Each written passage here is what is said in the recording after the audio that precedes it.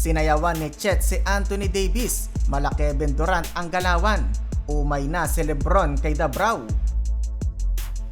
Tapatang Lakers at Thunder. Patuloy pa din ang mga trade rumor mga idol.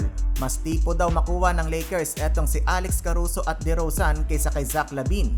Maaring kasama si D'Lo, Reeves at Hachimura sa mga ititrade. Kaya nga kahapon biglang humalimaw ng laro si D'Lo. Nabalitaan ata niya ang umuugong na trade kaya nagpakitang gilas at gumawa ng 35 points. Pareho may 11 wins ang Lakers at Thunder. Parang estudyante na tinuruan ng lesson ni Anthony Davis etong si Chet Holmgren sa first quarter.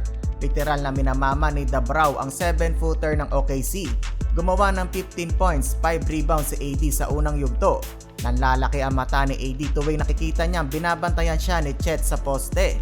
Fadeaway kontra kay Chet basket, may kasama pang foul.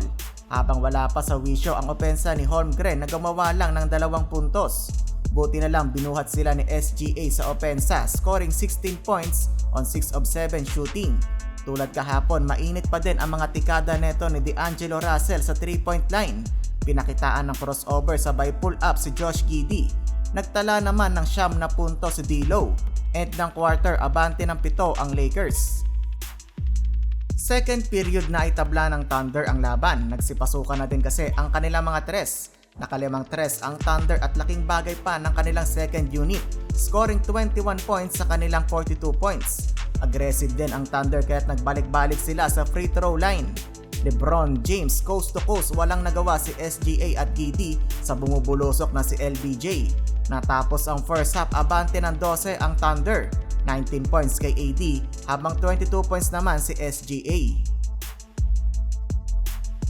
Second half, eto na ang bawi ni Chet Holmgren mga idol.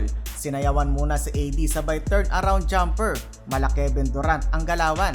Naka-double figure na si Chet Holmgren scoring 10 points. Lumobo hanggang 20 puntos ang kalamangan ng Thunder. Sinasayawan pa ni SGA etong si Austin Reeves. Sumubok pa makahabol ang Lakers ngunit hindi talaga nila mapigilan ang opensa ng Thunder.